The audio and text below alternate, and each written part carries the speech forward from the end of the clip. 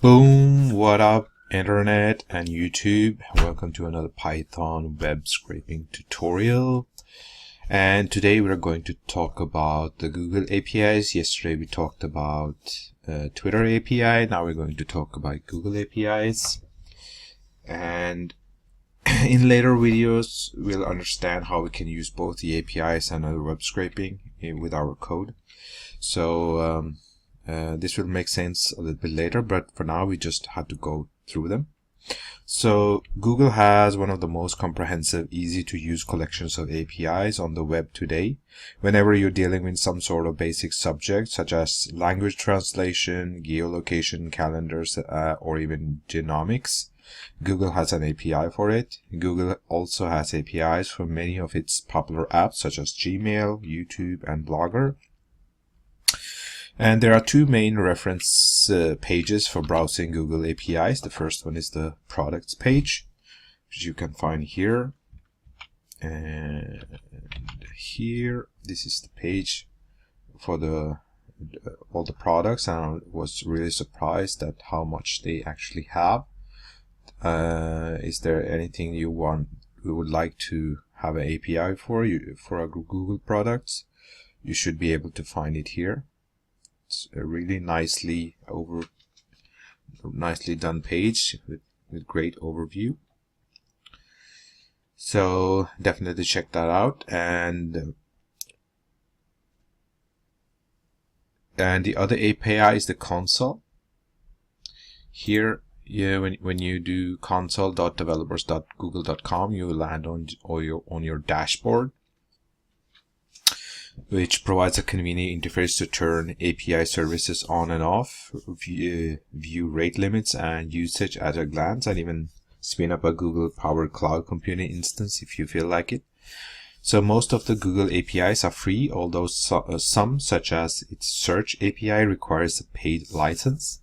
Google is fairly liberal with its collection of free APIs, allowing from 250 requests per day up to 20 million requests per day with a basic account.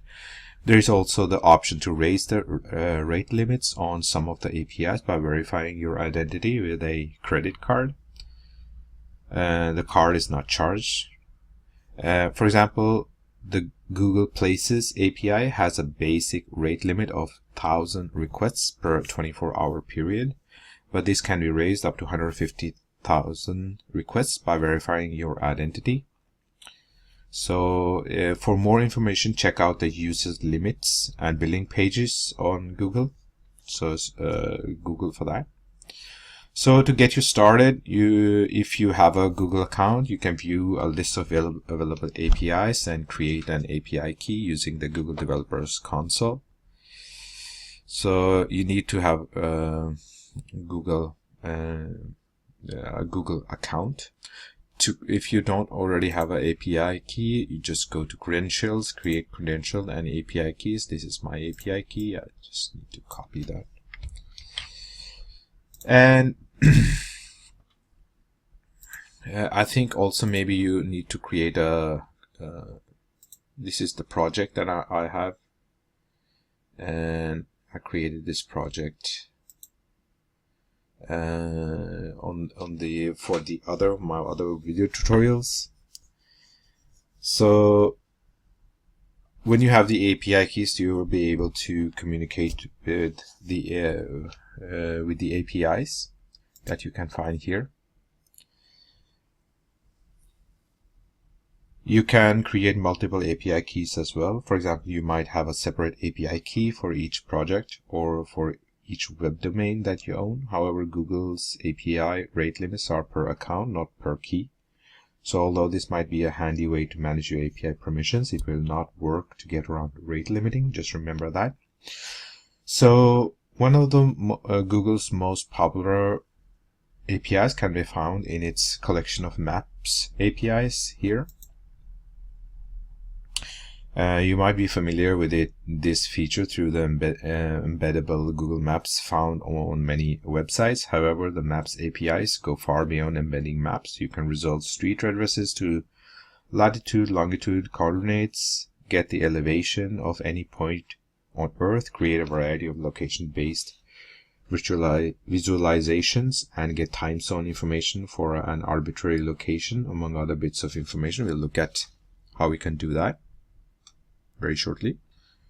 So whenever you are trying to trying this example that I'm about to show you on your own, remember to activate each needed API from Google APIs console before sending a request. Here are all the APIs. Whenever you click on it, you need to enable it. I'll show you in a second.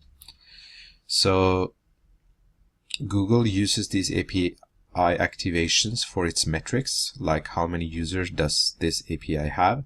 So if you're required to explicitly activate the API, so you're required to actually explicitly activate the API before using it. So let's go for Google's Geocoding API and click on that from library, and then you should see here enable or activate. So mine is already activated.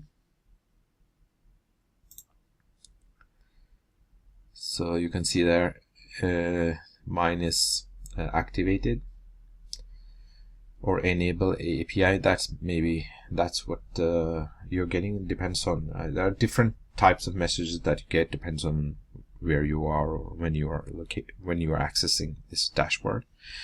So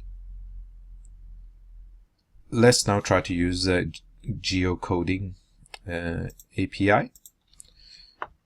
We can make a simple GET request from our browser to restore any street address. In this case, we are going to try the Boston Museum of Science to latitude and longitude.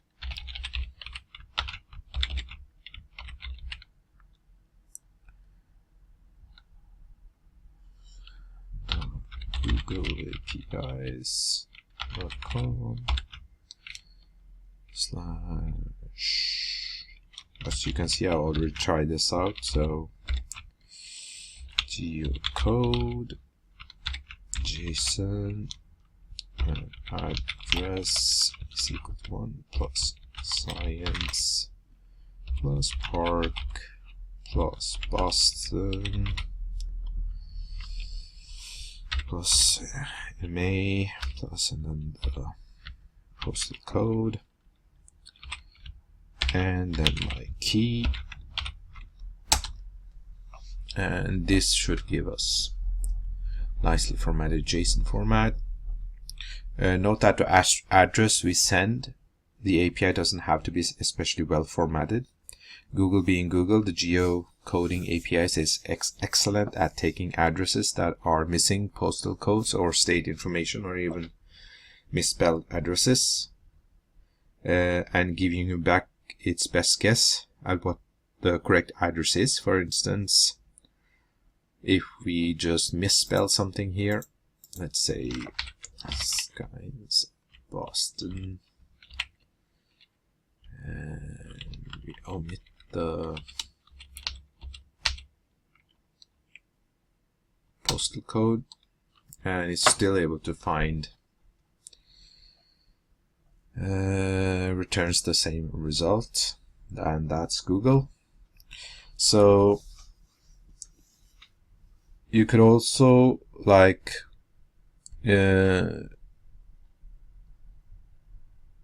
use geocoding API like this, not only to format user-entered addresses on a website, but to crawl the web looking for things that look like addresses and using the API to reformat them into something easier to store and search.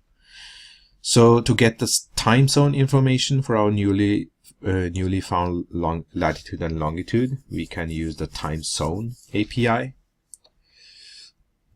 Then again, to use that API, you have to go to the library and find time zone API, and then you just have to enable API here.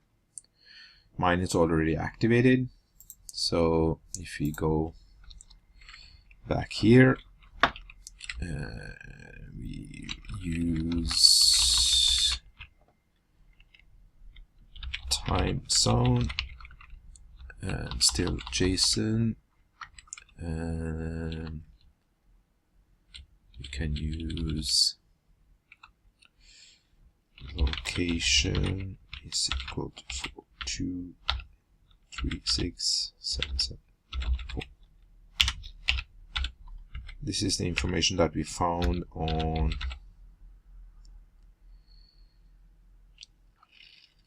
the previous search. 78, and we need the timestamp. Timestamp is equal to 14126.490.30, and then our key. That's an invalid request because, hold on a sec. Okay, I just had a misspelling. Instead of location, I put locations. It shouldn't be locations. That's for another API. So this provides this response. A Unix timestamp is required to make a request to the time zone API. This allows Google to provide you with a time zone appropriately adjusted for daylight saving time.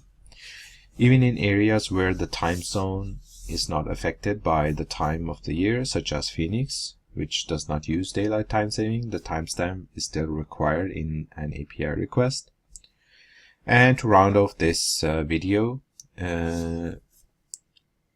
of this all too brief tour of the Google Maps API collection, you can also fetch the elevation for this latitude and longitude.